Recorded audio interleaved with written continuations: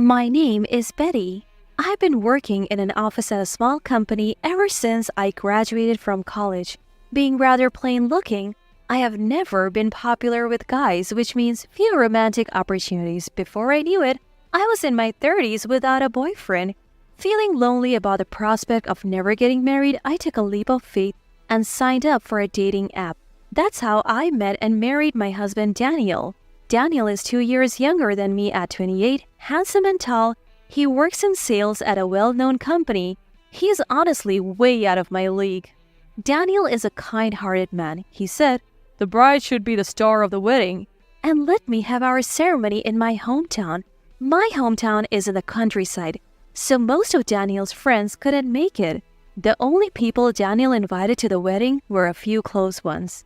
But Daniel said, "If Betty's happy, then that's good enough for me," and allowed me to invite a lot of my friends to the celebration.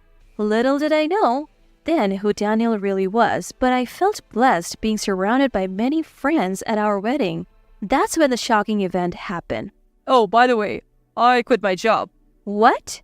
That day, when I came home from work, Daniel was playing video games. I thought maybe he got off work early and casually started preparing dinner. I nearly sliced my finger off when he dropped the bombshell. "You quit without discussing with me?" "There's nothing to discuss. We're adults. I can make my own career decisions." Sure, Daniel says it as if it's no big deal, but aren't you supposed to consult your spouse before making such a significant life change? I was shocked by the sudden news, but I felt we had to have a serious talk. Daniel, not taking his eyes off his video game, answered my questions. "Why did you quit your job? Did something bad happen?" "My boss was incompetent. I think there's a better place for me out there." "A better place like, for example?" "I'll figure that out. Man, you're so annoying. Marrying an older woman is like being with mom." This wasn't the first time Daniel had mentioned my age. Each time, I would counter, "Then why did you marry me?"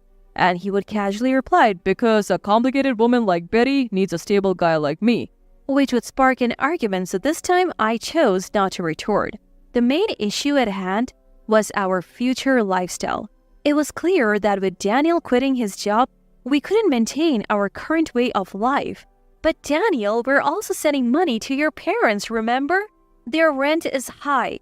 And if you're not working, there's no way my income alone can support both households."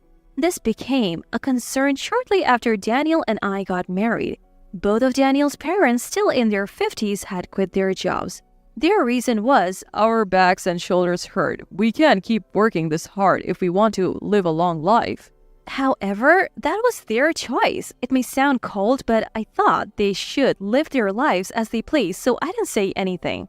The situation changed the month after they quit their jobs. They came to our apartment asking for financial assistance. "We don't have much in savings." "If your parents are struggling, it'll be a problem for you too, Daniel." So we were convinced. And Daniel decided that we would help with their rent and living expenses. In a high-security 4-bedroom apartment close to the station, that's where parents-in-law lives. The rent is through the roof. After they left, cheerful about the financial help, I asked Daniel, "What about our own living expenses?" "Betty can cover our costs. I'm going to give my salary to mom and dad." I wasn't happy. The thought of divorce crossed my mind. "You should consider yourself lucky. A woman over 30 marrying a younger, handsome guy like me, you're already winning." That's what he always said. It made me feel worthless, so I couldn't muster the courage to leave him. If Daniel quits his job, sending money to parents-in-law would be difficult. When I asked about this, he was too engrossed in his video game to pay any attention. "Hey, what about the money for David and Catherine?" Chopping carrots vigorously, I questioned him. Daniel clicked his tongue. "Obviously, Betty will cover that. We're a couple. We're supposed to support each other until I find a suitable job. Betty will hold the fort." He went back to his game. I don't make a lot of money. I was anxious about what the future held, but there was nothing I could do. Life slowly changed. We started draining our savings to help parents-in-law. Daniel, although jobless, did nothing around the house. When I complained, he would say, "I should have never married an older woman. You're all so naggy. You don't appreciate having a husband like me." As for parents-in-law, they started complaining about the insufficient amount we were sending. So, Betty, you're this age and not making much money. Have you been slacking off? Well, since Daniel used to be the one supporting you, it's high time you step up. For some reason, they admonish me. I started doing some freelance illustrator work after my regular job just to bring in more money.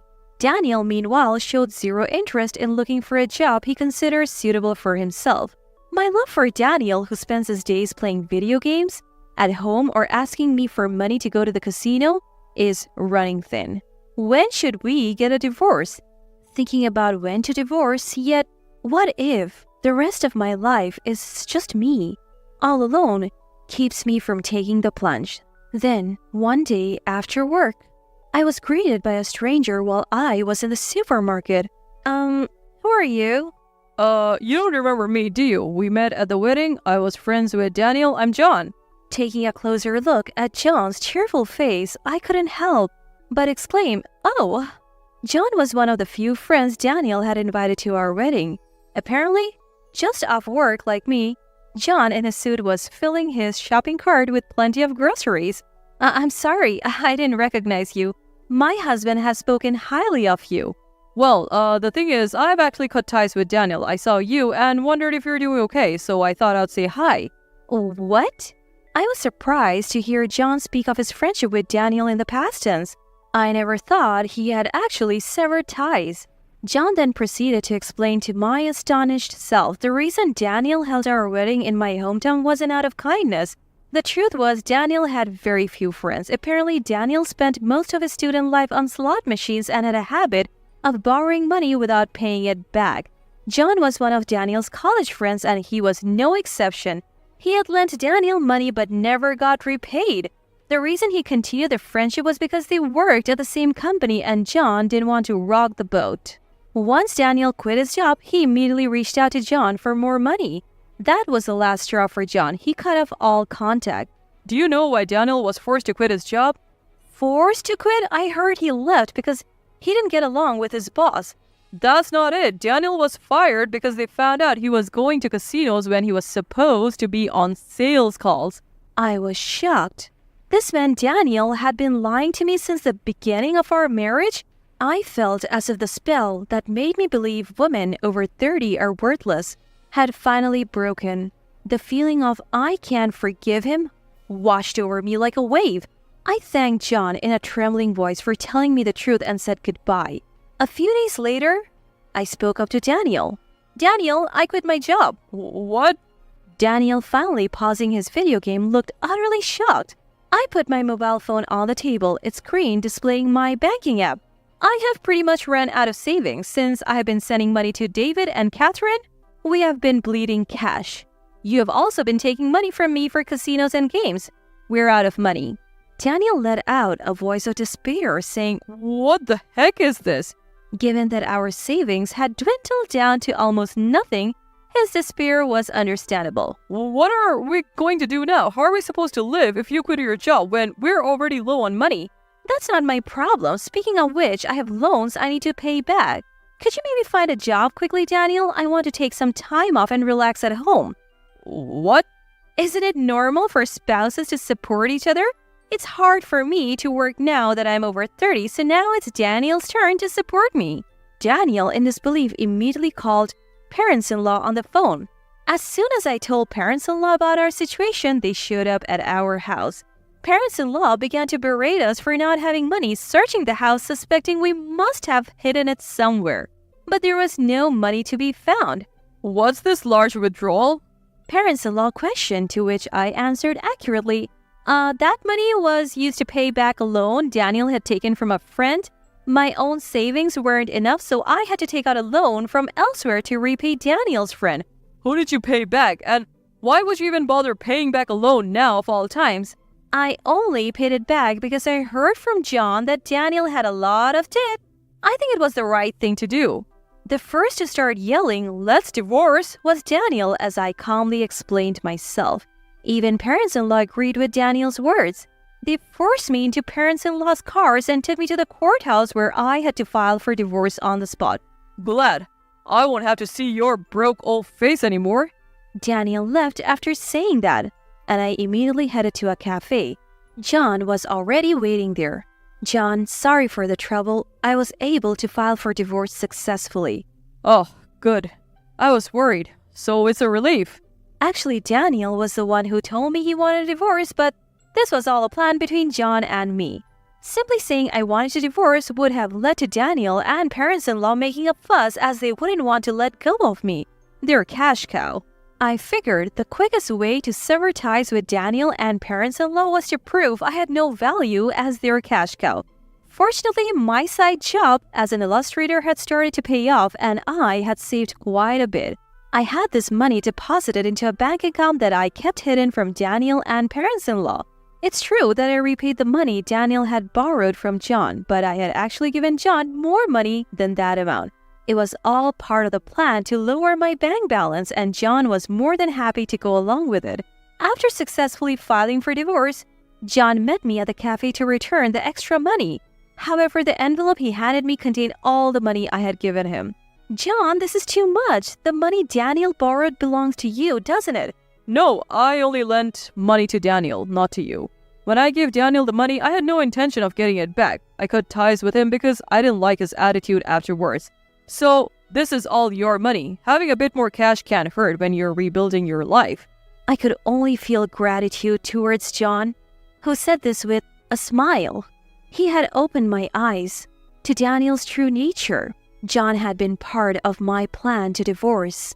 I tried to give him some money as a token of my gratitude, but he only accepted enough to cover his coffee at the cafe.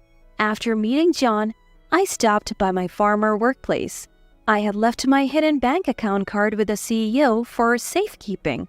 Though my boss understood my situation and regretted my departure, I had no choice but to quit since Daniel knew where I worked and could potentially cause trouble later. It's been tough, but I wish you all the happiness in the world. As he said this, my co-workers gifted me a beautiful dress and shoes. Thrown out of my home in just a t-shirt, jeans, and sandals, they had gone shopping for me at a nearby store. It's a gift. I hope you find happiness moving forward. Leaving my wonderful colleagues was hard, but I felt blessed to have worked in such a supportive environment. I decided to go back to my parents' house afterwards. When I was dragged to court from the home I had shared with Daniel, I had packed my work supplies and valuables in a bag, so I could immediately start working as a freelance illustrator. Thankfully, my freelance work as an illustrator kept me financially stable. Daniel and his family, on the other hand, weren't so lucky. They couldn't pay the rent for the house they lived in and were evicted. They moved into the house Daniel and I used to share, but they lost that one too when they couldn't pay the rent. Daniel desperately started looking for a new job, but his gap in employment and homelessness made it difficult for him to find one. Currently, it seems they are living in a makeshift shack by a river near their old house. I know this because Daniel reached out to me once. When I answered the call from a public phone, Daniel was crying and told me how sorry he was. I have realized I can't live without you, Betty. Can we please start over? You regretted marrying an older woman, didn't you? I'm done being your cash cow. Goodbye. After that call, I never answered another from a public phone. The parents' house is quite a distance away from where Daniel is located in the countryside. Daniel, who doesn't have much money, probably can't afford to make the trip all the way here. The lesson I've learned from my failed marriage is that there's no rush to get married. Whether you're 30 or 40, living the way you want to is what truly matters. For making me realize that I guess I owe Daniel a tiny bit of thanks.